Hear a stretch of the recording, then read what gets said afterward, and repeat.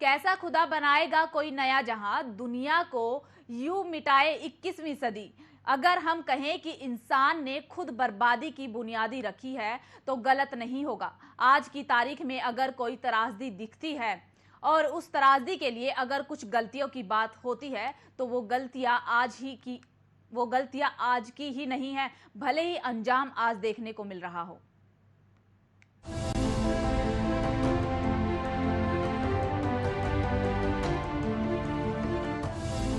दुनिया भर में जलवायु परिवर्तन एक बड़ा मुद्दा बनकर उभरा है, जिसको लेकर भारत समेत कई बड़े देश इस पर मंथन कर रहे हैं। इसको लेकर संयुक्त राष्ट्र संघ तक में चर्चा हो रही है। जिन पेड़ों की प्रकृति को संजोए रखने में मुख्य भूमिका है, उन्हीं पेड़ों को लखीमपुर खीरी में आंख बंद करके काटा जा रहा है। दरअसल उत्तर प्रदेश के लखीमपुर खीरी जिले के तराई में मौजूद दुधवा टाइगर रिजर्व वन्य जीवों की खान है। ये इलाका प्राकृतिक वन संपदा से भरपूर है, लेकिन उसमें भी लगातार पेड़ों की कटान जारी है।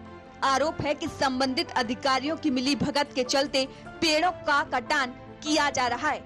हाल ही में विश्व में फैली कोरोना महामारी थी, जिसमें ऑक्सीजन की कमी के चलते न जाने कितने लोग मौत के आगोश में सो गए, लेकिन उसके बावजूद भी हम कोई सबक नहीं सीख सके। पिछले 2 वर्षों में कोरोना की महामारी जो फैली, उसने हमको ये दिखा दिया कि प्रकृति है तो हम हैं। अगर प्रकृति के संरक्षण में हम नहीं लगेंगे तो मानव धीरे धीरे विनाश के कगार पे पहुंच जाएगा। जिस तरीके से ऑक्सीजन की डिमांड हुई थी, ऑक्सीजन की कमी, बड़े शहरों में लोग गाँव की ओर पलायन करने लगे थे कोरोना के समय में, तो सिर्फ इससे काम नहीं चलेगा। हमें नदी, तालाबों, इनका संरक्षण करना होगा, नए पेड़ों को लगाना होगा, पेड़ों के कटान को रोकना होगा, हरियाली को महत्व देना पड़ेगा। जब हमारी प्रकृति समृद्ध होगी तभी हम बीमारियों से मुक्त रह पाएंगे।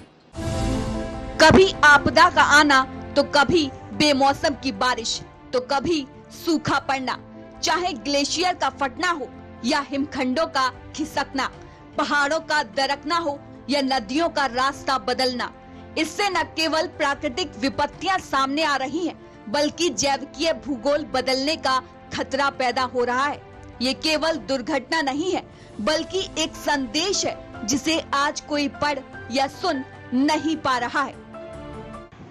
आज के समय में पर्यावरण असंतुलन बहुत तेजी से हो रहा है, लेकिन लोगों में जागरूकता पैदा करने की जरूरत है कि पेड़ों से ही सबसे ज़्यादा ऑक्सीजन निकलती है, और पेड़ ऑक्सीजन अगर नहीं होगी तो लोगों का जीवन अच्छे ढंग से नहीं हो पाएगा, स्वास्थ्य अच्छा नहीं रह पाएगा, बहुत सी रोग होंगे, बहुत सी बीमारियां होंगी। जैसे पेड़ों का कटान को रोकने के लिए जन जागरण जरूरी है। सरकार तो अपना काम कर ही रही है, हम आप सबकी जिम्मेदारी है कि हम लोग जन जागरण करें। देखिए, जो अतिक्रमण हो रहा है वो तो किसी कीमत में नहीं होना चाहिए। देखिए, आप यहाँ श्री दुर्गा मंदिर संपूर्णा नगर में के बगल में एक तालाब है, जिसका हम लोगों ने बड़ी मेहनत करके सरकार से पास करवा के अमृत सरोवर करवा दिया है, और उसका जीर्णोद्धार हो रहा है, और उसके चारों तरफ हम लोग हरे पेड़ लगाने की सोच रहे हैं। दोस्तों, आपको जानकारी होगी कि इन हरे पेड़ों का महत्व पिछले 2 साल जब कोरोना चला है और ऑक्सीजन की कितनी मारामारी हुई, उससे हमको पता चला कि हरे पेड़ों का महत्व क्या होता है। अगर हमारे ये हरे पेड़ जैसे पहले लगे रहते थे, अगर पेड़ अधिक होते तो कभी भी हमको ऑक्सीजन की कमी नहीं होती। और मैं चाहता हूँ, मैं सभी लोगों से अपील करता हूँ कि अपने घर के पास कम से कम 2 पेड़ ज़रूर लगाएं, और पेड़ को ऐसे सींचें जैसे अपने बच्चों की परवरिश करते हैं, वैसे उन पेड़ों की परवरिश करें, तो कभी भी कोरोना जैसी बीमारी हमारे देश में कभी दोबारा नहीं आएगी, और कभी भी किसी व्यक्ति को ऑक्सीजन की कमी नहीं होगी। कुदरत इंसान को समय समय पर संकेत देकर उसे चेताती रहती है, बस कुदरत के इस अलार्म को समझना होगा। प्रकृति का हमारे जीवन में एक विशेष महत्व है, मुख्य वजह है जिस वजह से हम जीवित हैं, और वृक्षों का कटान हमारे लिए, हमारे मानव जीवन के लिए, लगभग धरा पर जो भी जीव है उसके लिए हानिकारक है।